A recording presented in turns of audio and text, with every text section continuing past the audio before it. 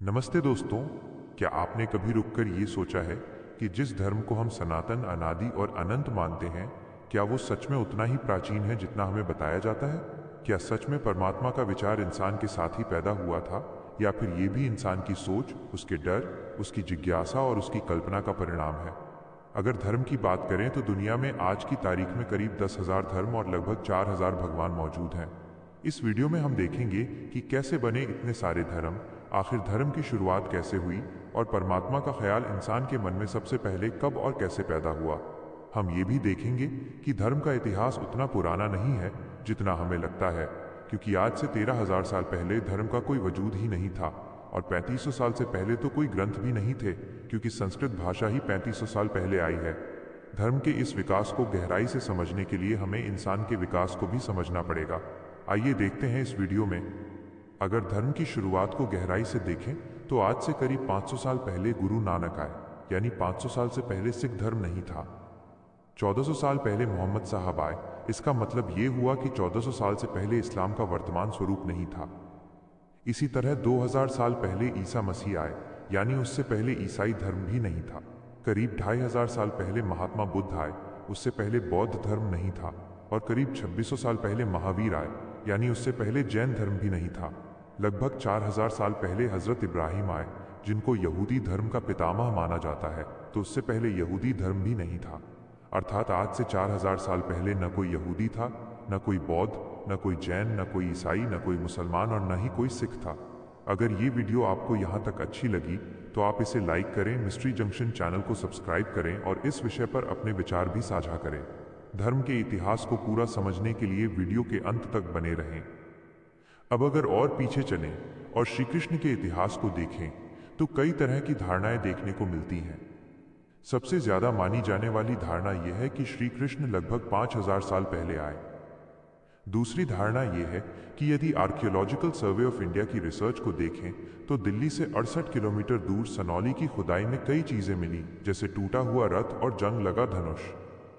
इन खोजों के आधार पर यह अनुमान लगाया गया कि महाभारत का युद्ध अगर हुआ है तो करीब 1500 ईसा पूर्व, यानी आज से लगभग 3500 साल पहले हुआ हो सकता है। एक धारणा यह भी है कि श्री कृष्ण महाभारत के महानायक के रूप में एक काल्पनिक पात्र हैं। इन सभी धारणाओं को देखते हुए ऐसा माना जा सकता है कि श्री कृष्ण अगर हुए हैं तो उनका जन्मकाल आज से लगभग 3500 से 5000 साल के बीच हो सकता है। अब अगर और पीछे चलें और श्री राम के इतिहास को देखें तो उनके बारे में भी कई धारणाएं प्रचलित हैं। पहली धारणा यह है कि पुराणों और ज्योतिष गणना के आधार पर उनका जन्मकाल लगभग 7000 साल के आसपास माना जाता है। जैसे प्लैनेटेरियम सॉफ्टवेयर में जब श्री राम के जन्म के नक्षत्र डाले गए तो उनका जन्म 5114 ईसा पूर्व, यानी आज से करीब 7114 साल पहले दर्शाया गया। दूसरी धारणा रावण के इतिहास से जुड़ी है, क्योंकि रावण भी राम कथा के एक महत्वपूर्ण पात्र हैं।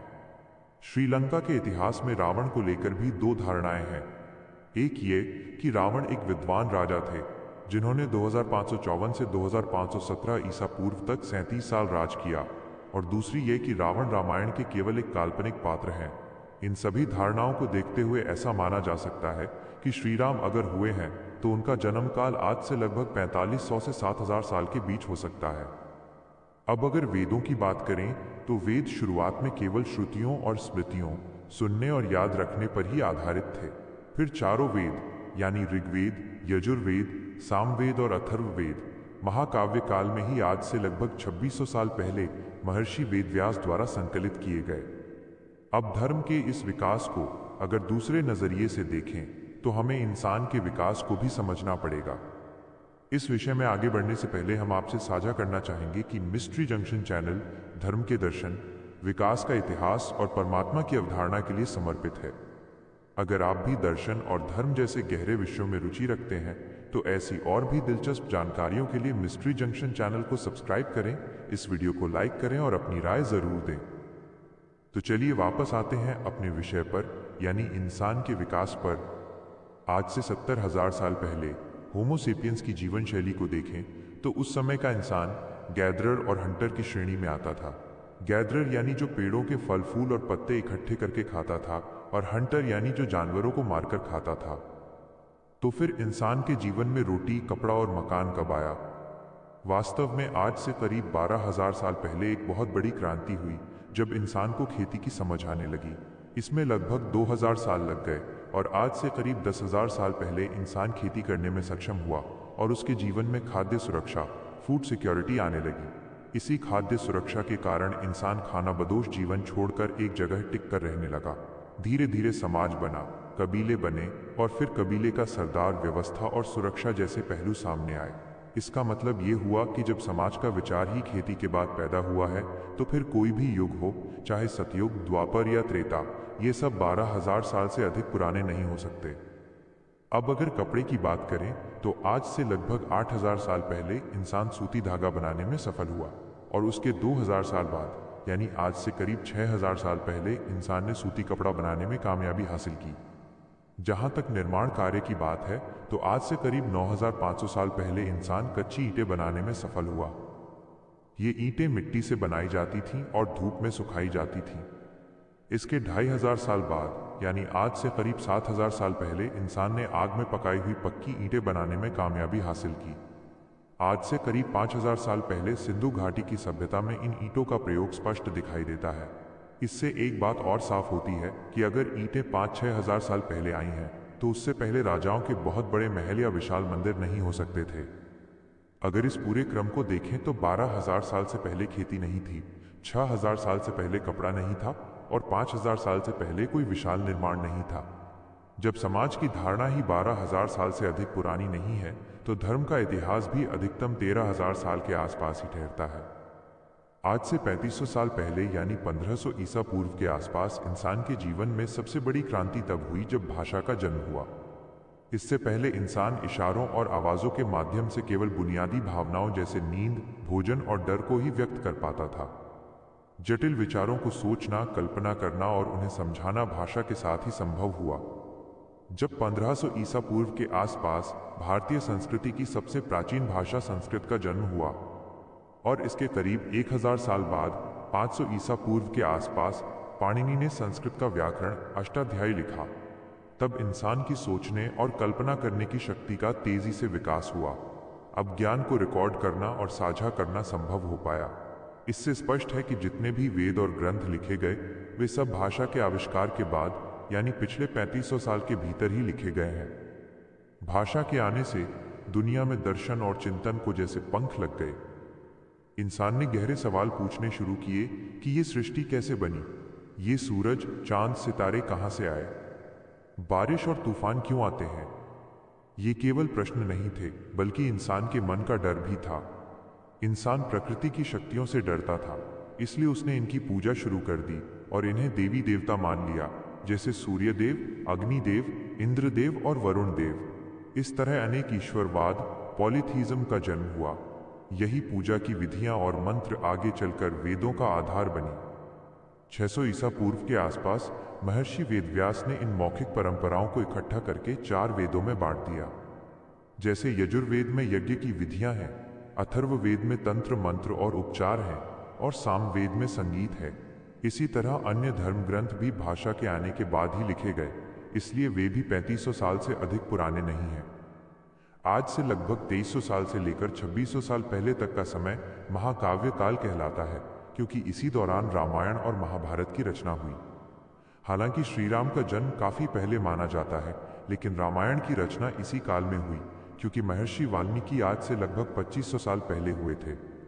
तुलसीदास जी द्वारा किया गया अनुवाद रामचरितमानस तो केवल 400 साल पुराना है।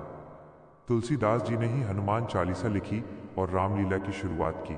इसी तरह श्री कृष्ण का जन्म भले ही पहले हुआ हो, लेकिन महाभारत और भगवत गीता की रचना भी इसी महाकाव्य काल में महर्षि वेदव्यास द्वारा की गई। इसी दौरान उपनिषद, पुराण, यहूदी धर्म की तोराह और बुद्ध के धम्मपद की रचना हुई। ये सब इसलिए संभव हुआ क्योंकि उस समय संस्कृत भाषा अपने शिखर पर थी। गौर करने वाली बात यह है कि श्री राम और श्री कृष्ण के होने और उनके ऊपर ग्रंथ लिखे जाने के बीच हजारों साल का अंतर है। उनके समय में तो संस्कृत भाषा का अस्तित्व ही नहीं था, तो उस समय इन ग्रंथों का लिखा जाना असंभव है। इसी तरह कुरान शरीफ का लिखित रूप मोहम्मद साहब के इंतकाल के करीब 40 साल बाद तैयार हुआ। बाइबल ईसा मसीह के 70 से 200 साल बाद लिखी गई और गुरु ग्रंथ साहिब का संकलन गुरु नानक के 65 साल बाद गुरु अर्जुन देव के समय हुआ। निष्कर्ष ये है कि धर्म ग्रंथ गुरुओं ने स्वयं नहीं लिखे, बल्कि उनके अनुयायियों और लेखकों द्वारा वर्षों बाद लिखे गए। अब सवाल ये है कि परमात्मा का विचार सबसे पहले कैसे आया। दरअसल सृष्टि की उत्पत्ति का उत्तर खोजने के लिए विद्वानों ने अलग अलग अनुमान लगाए। किसी ने बिग बैंग की बात की तो किसी ने 7वें आसमान पर बैठे उस ईश्वर की परिकल्पना की जिसने 6 दिन में दुनिया बनाई। ये सब केवल थ्योरीज, परिकल्पनाएं हैं, क्योंकि अरबों साल पीछे जाकर सच देख पाना संभव नहीं है। परमात्मा की इसी परिकल्पना को मजबूत करने के लिए संस्थाएं बनी जिन्हें धर्म कहा गया। सबके अपने भगवान, नियम और धार्मिक स्थान हो गए। धर्म के प्रचार में स्वर्ग का लालच और नरक का डर इस्तेमाल किया गया।